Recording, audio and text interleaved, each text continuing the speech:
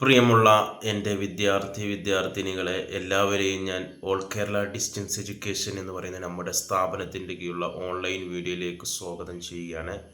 ഇന്ന് ഞാൻ നിങ്ങൾക്ക് മുമ്പിൽ പ്രസൻറ്റ് ചെയ്യുന്നത് NISൻ്റെ SSLC +2 2024 ഒക്ടോബർ പരീക്ഷ എഴുതുന്ന വിദ്യാർത്ഥികളുടെ practical exam time table publish ചെയ്തിട്ടുണ്ട്.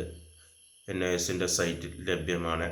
പ്രാക്ടിക്കൽ എക്സാം സ്റ്റാർട്ട് ചെയ്യുന്നത് സെപ്റ്റംബർ 20 മുതൽ ഒക്ടോബർ 7 വരെയുള്ള ഡേറ്റിൻ്റെ ഇടയിലാണ്. പ്രാക്ടിക്കൽ എക്സാം നടക്കുന്നത് നിങ്ങളുടെ NISൻ്റെ ID കാർഡിലുള്ള സ്റ്റഡി സെൻറ്ററിലാണ്.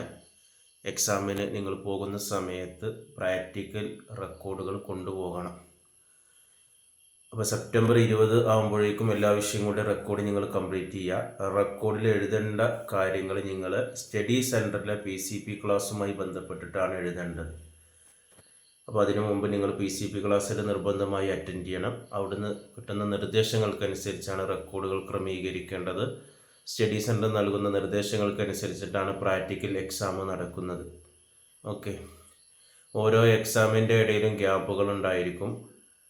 കേരളത്തിലുള്ള എല്ലാ സ്റ്റഡി സെൻറ്ററിലും ഒരേ സമയമല്ല എക്സാം നടക്കുന്നത്.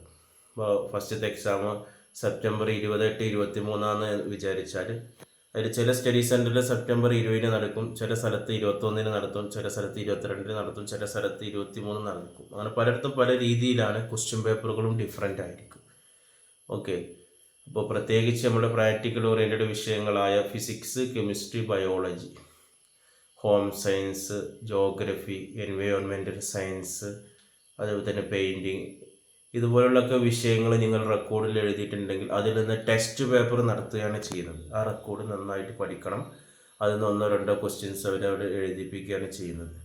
എന്നാൽ computer, data entry, basic computing പോലുള്ള വിഷയങ്ങൾ ലാബിൽ ചെയ്ത് കാണിക്കണം, കമ്പ്യൂട്ടറിൽ ചെയ്ത് കാണിക്കണം. ഏതെങ്കിലും സെൻറ്ററിൽ കമ്പ്യൂട്ടർ അസൗകര്യം ഉണ്ടെങ്കിൽ ഈ വിഷയങ്ങൾ അവർ എഴുതിപ്പിക്കുകയാണ് ചെയ്യുന്നത്. കൂടുതൽ സ്റ്റഡി സെൻറ്ററിലും കമ്പ്യൂട്ടർ ബേസ്ഡ് സബ്ജക്റ്റ് കമ്പ്യൂട്ടറിൽ ചെയ്യിപ്പിക്കുകയാണ് ചെയ്യുന്നത്.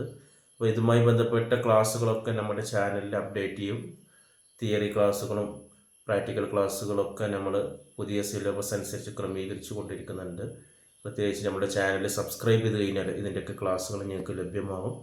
എല്ലാവരും വളരെ സീരിയസ് ആയിട്ട് എക്സാമിന് തയ്യാറാകണം. ഒക്ടോബർ 7 കഴിഞ്ഞാൽ പിന്നെ നമ്മുടെ തിയറി എക്സാം വരും. അതിൻ്റെ ടൈം ടേബിൾ വരുന്നുള്ളൂ. പ്രാക്ടിക്കൽ എക്സാം നന്നായിട്ട് പ്രിപ്പയർ ചെയ്യുക. പ്രാക്ടിക്കൽ എക്സാം എഴുതാതെ വെറും തിയറി മാത്രം അറ്റൻഡ് ചെയ്തുകൊണ്ട് നിങ്ങൾ പാസ്സാവില്ല. രണ്ടും അറ്റൻഡ് ചെയ്യേണ്ടതാണ്. Okay, thank you.